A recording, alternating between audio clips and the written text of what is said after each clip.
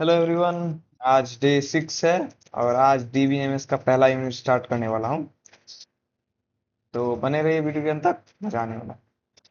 मैं वो दिखा देता हूँ, जैसे पहले भी मैं इसका भी मैं डॉक्यूमेंट अपना गूगल ड्राइव पे डाल दिया हूँ।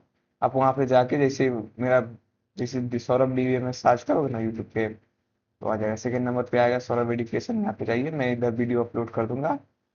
अभी बना रहा हूँ। जैसे ही आप उस पर जाइएगा तो वहाँ लिंक मैं डिस्क्रिप्शन में दे दूंगा, वहाँ से डाउनलोड करके आप एक्सेस कर सकते हैं। बाकी मैंने आईओटी का सारा वीडियो बना दिया था, पांचों यूनिट का, day 1 day 2 day 3 day 2 day 4 day 5, ठीक है। सारा का सारा मैंने बना दिया था। इसका भी मैं बना के डाल दूंगा, ठीक है। तो बने वहां से जाके आप एक्सेस कर सकते हैं, ठीक है। तो आज स्टार्ट करते हैं, चलते देखते हैं इसमें क्या क्या टॉपिक्स कवर होने वाले हैं। इसमें देखेंगे डीबीएमएस का इंट्रोडक्शन, देखेंगे data base architecture and modelling देखेंगे, एंटिटी रिलेशनशिप मॉडल देखेंगे और इनहेंस एंटिटी रिलेशनशिप मॉडल देखेंगे, ठीक है। पहले देखते हैं इंट्रोडक्शन टू डीबीएमएस होता क्या है। डीबीएमएस जैसे इसका पूरा नाम देखा जाए तो डेटाबेस मैनेजमेंट सिस्टम होता है, जो एक सॉफ्टवेयर होता है जिसके allowed us to create, store, modify and retain data from database. ये एक सॉफ्टवेयर होता है जहाँ डेटाबेस मतलब एक बोल सकते हो डेटाबेस होता है जहाँ हम डेटा को क्रिएट कर सकते हैं, स्टोर कर सकते हैं, मॉडिफाई कर सकते हैं, रिटेन कर सकते हैं डेटा को डेटाबेस में, ठीक है। और इसके एग्जांपल्स अगर देखा जाए तो ओरेकल हो गया, माइस्क्ल हो गया, एमएस एक्सेस हो गया, पोर्टुगेस एसक्यूएल हो गया, ठीक है। सिंपल सी डेटाबेस मान लो कि एक डब्बा है, ठीक है। उसके अंदर आप कुछ भी रखते हो। मान लो कि एक पिगी बैंक है, ठीक है, आपका गुल्लक है। इसमें आप डेटाबेस की तरह उसमें एक एक रुपया डालते रहते हो, जमा करते रहते हो, तो उसको डेटाबेस बोल सकते हो। उसमें डेटा, आपका डेटा यानी आपका पैसा उसमें स्टोर हो रहा है। तो जो चीज आपका डेटा जैसे स्टोर करता है उसको डेटाबेस बोल सकते हो, ठीक है। इसमें बोलते हैं why database. Before database data was store using file system which cause problems like redundancy, inconsistency, lack of data sharing, poor security. पहले के टाइम पे जैसे किसी भी नेटवर्क ऐसे सिस्टम पे अगर कोई एक्सेस करना होता होगा तो बहुत सारे रिडंडेंसी होता था, जैसे एक ही डेटा, एक ही नाम का व्यक्ति दो बार आ जाता था, डुप्लीकेट डेटा आता था, consistency, lack of data sharing, बहुत सारे प्रॉब्लम्स आती थी, ठीक है। तो उसके बाद जैसे डेटाबेस होता है ना, ये सारे प्रॉब्लम्स को सोल्व कर दिया, ठीक है। कोई मैनेज करने वाला तो होना चाहिए ना, इतना सारा चीज को, इतना सारा डेटा आता है, फिर कहाँ जाएगा उस डेटा को मैनेज कैसे करेगा। तो इसलिए इन सब डेटा को मैनेज करने के लिए डेटाबेस की जरूरत होगा, डेटाबेस मैनेजमेंट सिस्टम की जरूरत पड़ी, ठीक है। रियल लाइफ एग्जांपल में अगर देखा जाए तो क्या होता, इमेजिन ए कॉलेज मेंटेनेंस स्टूडेंट रिकॉर्ड, ठीक है। मान लो कि एक कॉलेज में है जो स्टूडेंट का रिकॉर्ड मेंटेन कर रहा है, ठीक है। उसमें अटेंडेंस की फाइल अलग होगी, मार्क्स की फाइल अलग होगी, फीस की फाइल अलग होगी, सब में अलग अलग डेटा होगा, सब में अलग अलग। तो कभी कभी किसी में डुप्लीकेट डेटा भी आ जाता है, तो उस सब चीज को मैनेज करने के लिए इसका यूज करते हैं। अगर इन डीबीएमएस देखा जाए तो a single student table store all data, you can retain attendance, marks and fees using queries. अब क्वेरीज के यूज करके हम इन सारे डेटा को मैनेज कर सकते हैं, अटेंडेंस भी, मार्क्स भी, फीस भी, ठीक है। कैरेक्टरिस्टिक्स अगर देखा जाए डेटा का डेटाबेस में, तो ये डेटा इंडिपेंडेंसी आता है, redundancy, reduce redundancy, data consistency, data security, coherence control. Data independency क्या होता है, जैसे you can change data storage within changing programs. अब डेटा का स्टोरेज हम चेंज कर सकते हैं प्रोग्राम को चेंज करके। रिडंडेंसी क्या होता है, जैसे एक सेम डेटा या फिर मल्टीपल फाइल्स रिपीट हो जाते सो। कंसिस्टेंसी अगर देखा जाए तो updates and reflect everywhere. Security की बात की जाता है, access control using user permission, multiple user can access data without conflicts. Backup होता है उस डेटा का, ताकि डिलीट भी अगर हो जाए तो उस डेटा का बैकअप रहेगा तो उसको फिर रिटेन कर सकते हैं।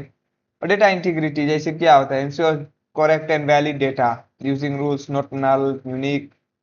वैलिड डेटा मतलब एकदम अचानक किसी का नहीं डुप्लीकेट हो जाए या फिर नल हो जाए, फिर क्या कुछ वो सब। एडवांटेज अगर देखा जाए डेटाबेस का तो क्या, डेटा कंसिस्टेंसी एंड एक्यूरेसी होता है, easy data sharing across departments और user, better better data security आता है, बैकअप एंड रिकवरी सपोर्ट आता है, data redundancy reduce, support multiple user environment. Example in a hospital management system, a database ensure that a patient information constant in billing, appointments and diagnostic, ठीक है। इसका data is not duplicated in different departments. जैसे एक अगर data हो रहा है, मतलब मान लो कि स्कूल का, कि एक का नाम है, मान लो कि मेरा नाम है सौरभ नाम है, ठीक है, तो मेरा नाम पूरा अगर देखा जाए तो सौरभ शर्मा है, ठीक है। किसी का नाम सौरभ कुमार होगा, किसी का नाम सौरभ जोशी होगा, किसी का नाम कुछ होगा। तो एक चीज, नाम तो भले एक एक चीज हो, लेकिन सबका अलग अलग टाइटल होता है, सरनेम होता है। तो उस चीज को मेंटेन करने के लिए कि हाँ, कि ये मैं हूँ बीसीए का स्टूडेंट हूँ, कोई बीटेक का होगा, कोई एमसीए का होगा, कोई बी फार्मा, कोई बी कॉम, बीएससी, ये सब। तो वो सब चीज को डेटा मेंटेन करने के लिए इस चीज का यूज किया जाता है, डेटाबेस का। इसका डिसएडवांटेज अगर देखा जाए तो ये हाई कॉस्ट रहता है, हार्डवेयर और सॉफ्टवेयर का कॉस्ट हाई रहता है। कॉम्प्लेक्सिटी इसमें थोड़ी ज्यादा रहती है। डेटाबेस फेलियर्स में low lead to low total loss in not lack up, ठीक है। रेगुलर मेंटेनेंस इसकी जरूरत होती है, और इनिशियल ट्रेनिंग रिक्वायर होता है इसको चलाने के लिए। कोई फ्रेशर नहीं चला सकता, इसके लिए अच्छा सा एक्सपीरियंस होल्डर चाहिए, ठीक है। दूसरा है डेटाबेस आर्किटेक्चर एंड मॉडलिंग। अगर डेटाबेस मॉडल ओवरव्यू देखा जाए तो database models define how data is logically structure store and related in another. There are three levels of database modelling. जैसे डेटाबेस मॉडलिंग मॉडल्स की बात की जाए तो इसमें यह बताता है कि डेटा किस स्ट्रक्चर में स्टोर्ड है, कैसे रिलेटेड है एक दूसरे से।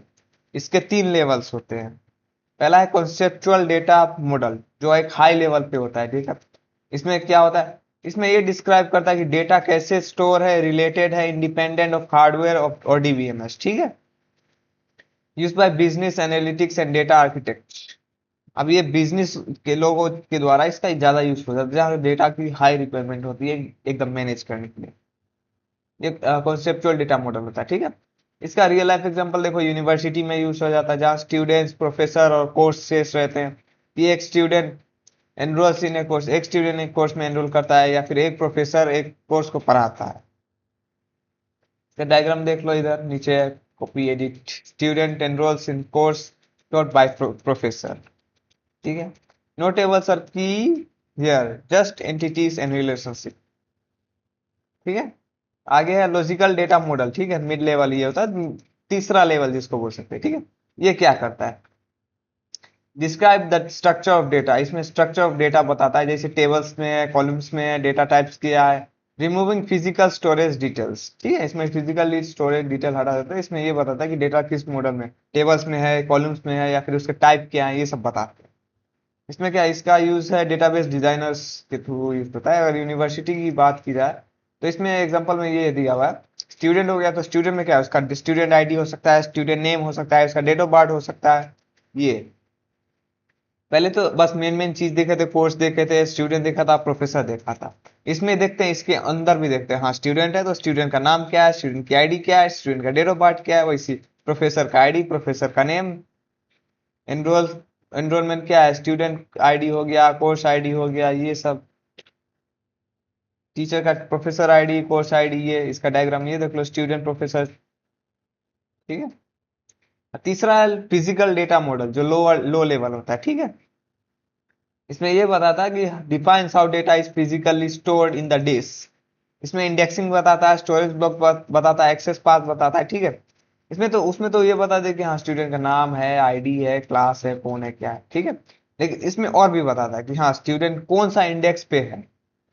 जैसे इंडेक्स ऑन स्टूडेंट आईडी कितना है, स्टोर्ड इन ब्लॉक 45 कितना है, ये कौन सा ईयर में, एकेडमिक ईयर की क्या है उसका। जैसे इसमें फाइल का नेम्स बताता है, ब्लॉक का साइज बताता है, बफरिंग मैनेजमेंट बताता है, ठीक है।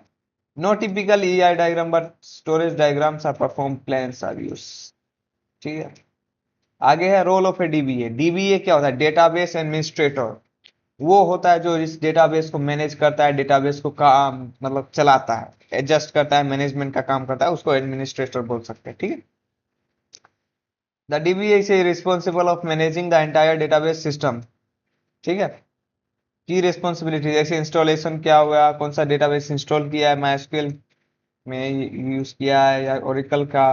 कॉन्फ़िगरेशन में setting up roles and memory limits, backup और recovery, checking backup, daily backups for student data, performing turning index student ID for faster access, security, giving for faculty access only to marks related tables, monitoring, watching for slow queries and disk uses, ये सब एक database administrator का काम सब होता है, इसका responsibilities.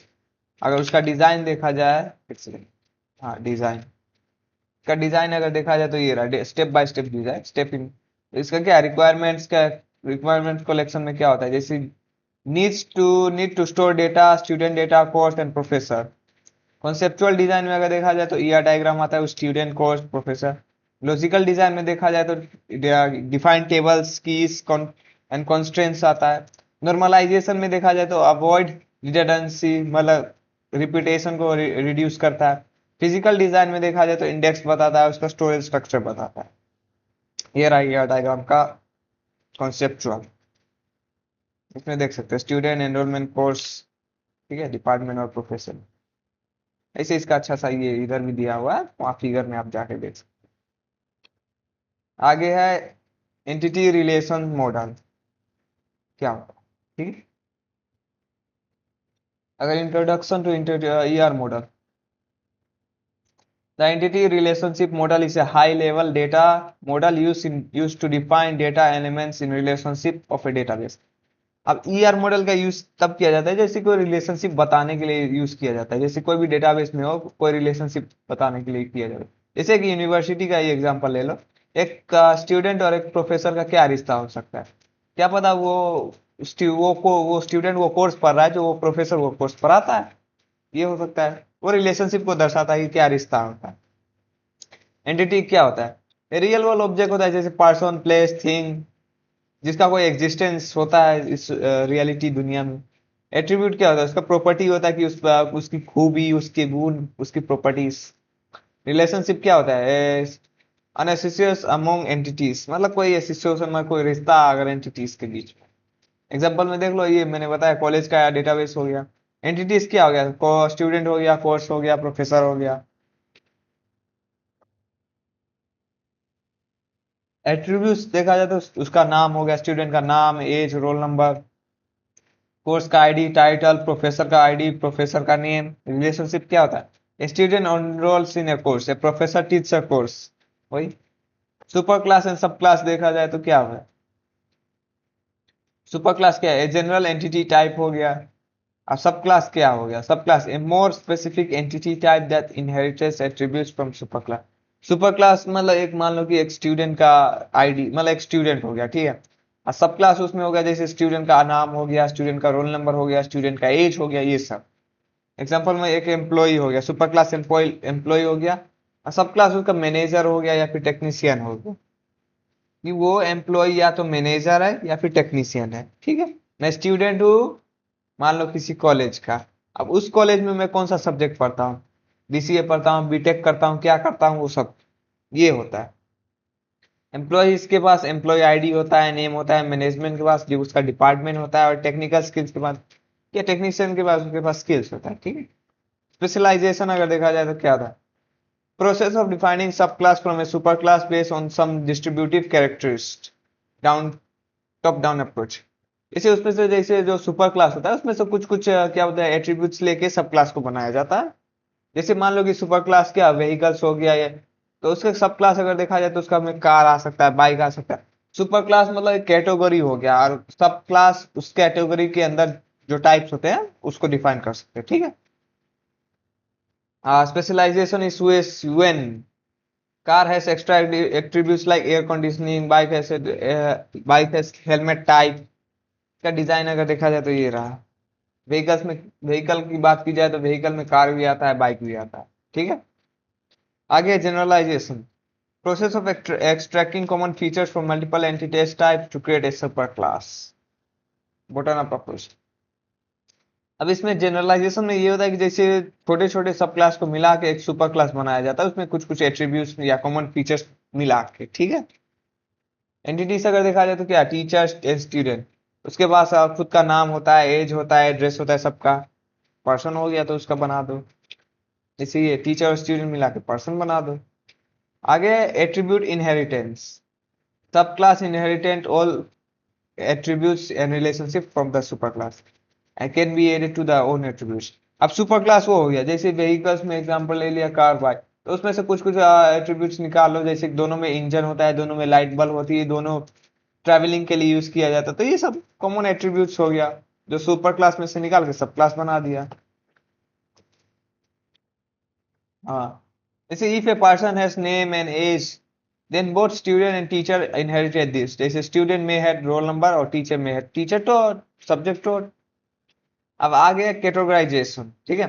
Use when an entity belongs to more than one super class typically from different inherited. जैसे इसमें ये बताया जाता है कि कैटेगराइज मतलब एक ही कैटेगरी में बांट दिया जाता है। जैसे कब जब कोई एंटिटी एक या एक से ज्यादा सुपर क्लास को बिलोंग करता है तब उसमें कैटेगराइज बना देता है। जैसे एन अकाउंट होल्डर में हैव आइदर ए पर्सन और an organisation, this lead to an union entity type. अगर कोई जैसे व्यक्ति है उसके पास एक या एक से ज्यादा अकाउंट होता है तो ये मान लो कि एक बैंक का अकाउंट एसबीआई में है और एक का है सेंट्रल बैंक, तो ऐसा हो सकता है कि उसका दोनों अलग अलग हो गया। आदमी वही है लेकिन उसके क्या बोल सकते हैं, टाइप्स अलग, उसका कैटेगरी बैंक का अलग अलग, दो दो अलग अलग बैंक में उसका अकाउंट है। ये देख लो इसका, जैसे पर्सन हो गया या फिर ऑर्गेनाइजेशन हो गया, दोनों का एक ही अकाउंट होल्डर है। हम्म। हम्म। आगे है एरिगेशन, ठीक है। Use when we used to model a relationship as an entity. Helps in case where a relationship itself has attributes or needs no participants in another relationship. Example देखा जाता है, a project is assigned to employ those through a work on relationship. If we want to track which department in each relationship for the assignment, we treat works on an entity. Use one unit जैसे इसका use तब किया जाता है जब कोई model एक relationship का मॉडल में उसकी एंटिटी निकालने के लिए किया जाता है। जैसे देखो, जैसे कि help in case when A relationship itself has attribute, जब कोई रिलेशनशिप में खुद एक एट्रीब्यूट आ जाता है तब उसमें जो पार्टिसिपेंट होता है उसको दूसरे रिलेशनशिप में डालने के लिए यूज करते हैं। इससे एग्जांपल से अच्छे से समझ में आएगा, ठीक है। इसीलिए एम्प्लॉयज क्या करता है, काम करता है किसी प्रोजेक्ट पे। अब वो प्रोजेक्ट कौन, कोई डिपार्टमेंट होता है उसको दिया जाता है, ठीक है। जैसे मैं एक स्टूडेंट हूँ कॉलेज का, तो मेरा काम क्या होता है, कॉलेज जाना, कॉलेज से पढ़ाई करना, कॉलेज कॉलेज के दिया हुआ प्रोजेक्ट को कंप्लीट करना। तो ये सब होता है। प्रोजेक्ट कौन देता है, कॉलेज देता है। कौन सा डिपार्टमेंट का, मेरा डिपार्टमेंट हो गया सीएस, कंप्यूटर साइंस डिपार्टमेंट का देता है। इसी ठीक है, तो बस इतना ही था। आई होप आपको समझ में आया होगा।